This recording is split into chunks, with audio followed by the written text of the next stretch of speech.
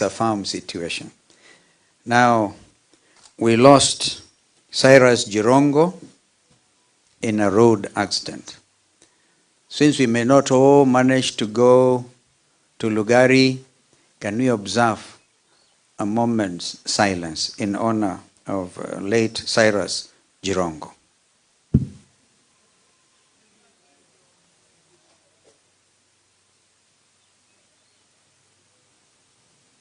Thank you.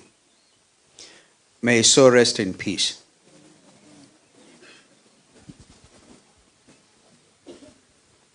My kofia is really decorated. So the family is grieving loved ones lost on our roads and in our hospitals. I said today in an earlier interview that there are about 500 patients at Kenyatta National Hospital waiting, can you imagine, to be given an opportunity to go for x-rays, to have an opportunity to get medication, but they can't because the hospital has run out of funds. And the reason is the William Ruto administration decided that every payment to any of these government institutions must go through some central something. Remember e-citizen. And then after, when they feel able to, then they then send to Kenyatta Hospital and other. That delay has occasioned deaths. That's why today in one of the newspaper headlines, Kenyatta Hospital is painted as a death hospital. The community is still reeling from the violence in Transmara. I heard Ruto say the criminals will be arrested. But ask ourselves, why is it happening? It is because of greed, land grabbing in Transmara. By who? I leave that question for Kenyans to answer. The mothers and fathers who lost their children during the June 25th, 24 Gen Z revolution in 2024 and in 2025, we lost our children again. They are still waiting for answers. Those mothers are still, and fathers are still waiting for answers and still demanding accountability from this administration. This season reminds us that greatness is not found in places of power, but in the humblest acts of service. It calls us to be our brothers and our sisters' keeper, to extend compassion to those who suffer, to speak for the voiceless, and to build a Kenya where every citizen experiences dignity, opportunity, and peace. Peace is so fundamental. Even if you want to deny them opportunity, please allow them to celebrate life. Don't take it. Don't just take it away from them.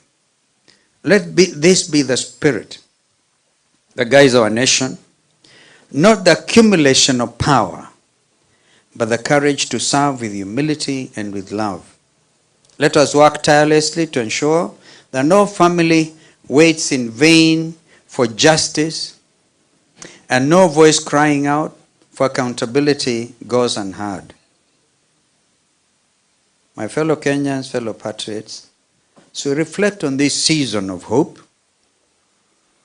And I thank the pastor who led us in the reflection, finding God's purpose. What is your purpose in life?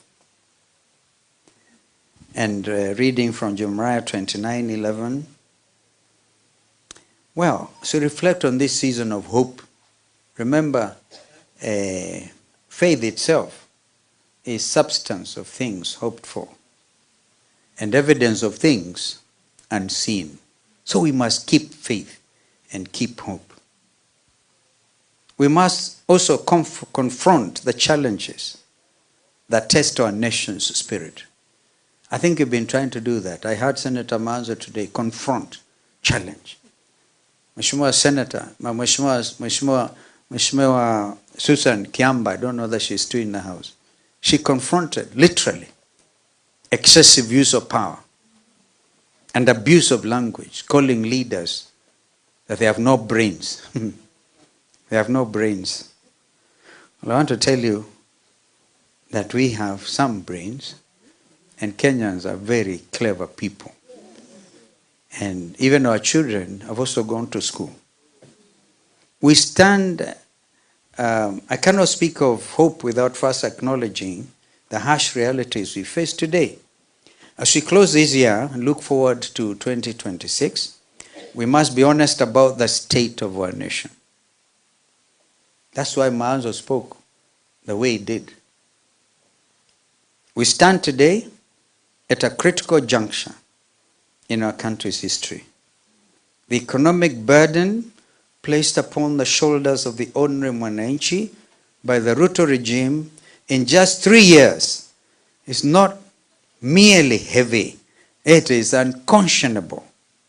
We are witnessing a systematic erosion of the dignity and of livelihoods of hard-working Kenyans across this great republic.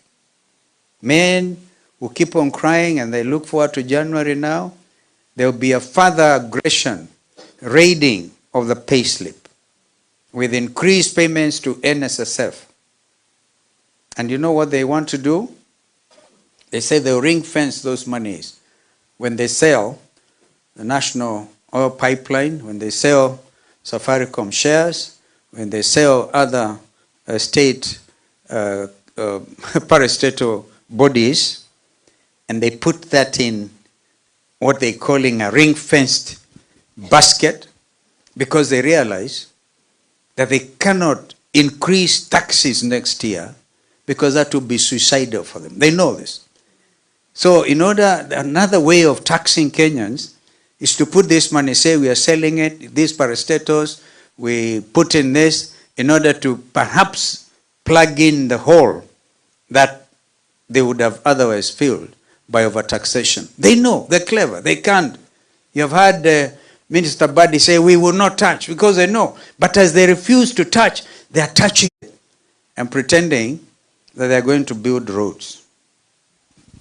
Consider the plight of our farmers, the backbone of this nation, who can no longer afford basic inputs like fertilizer to till their land. Think of the parents, decent and hard-working people, who are being forced to choose between feeding their families and educating their children. This is not just an injustice, it is a violation of the constitutional right to education. Even placing kids to grade 10 or whatever, everything comes with a level of corruption. Therefore, then, we must, Kenyans of conscience, must really determine that, God willing, as we cross this year, we will never be the same again. We are not going to just sit there and be yes men or yes women.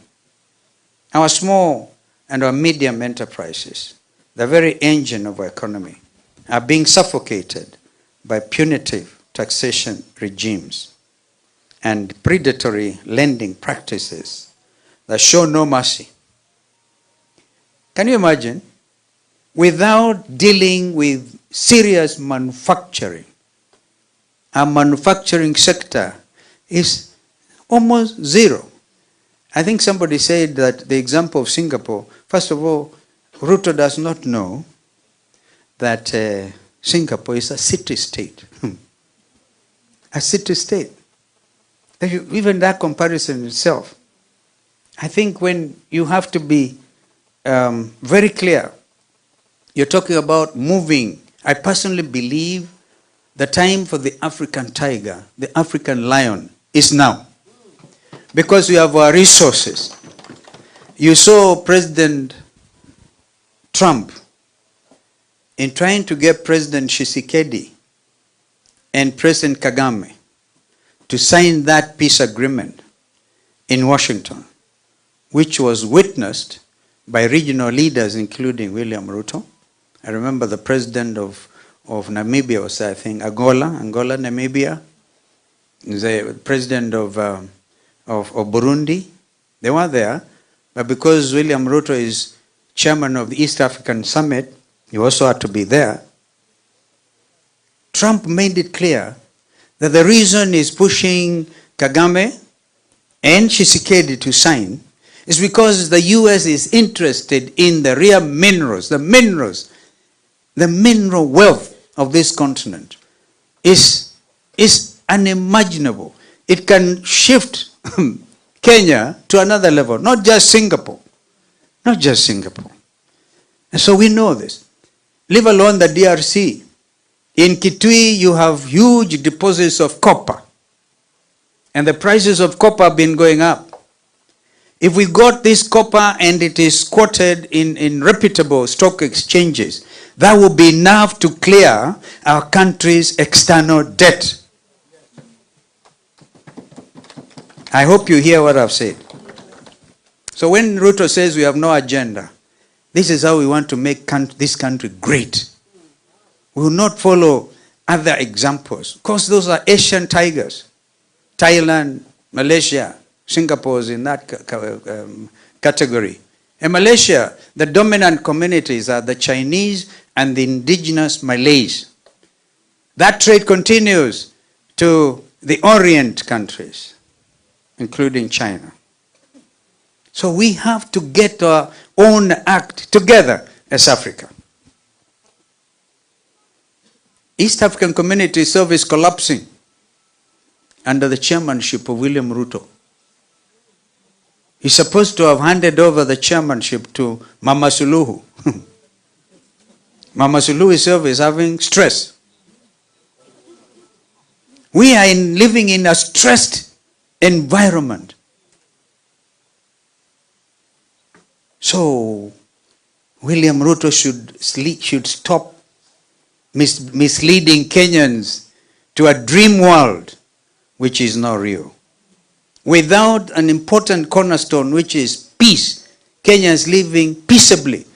After 3 years in power, people in his backyard are getting killed in the boundary between Narok and Bomet. We have witnessed an alarming erosion of our democratic institutions. We again heard it from the senators here and other leaders, members of parliament, except our own members of parliament. I must thank them, the 20 plus of them, together with a few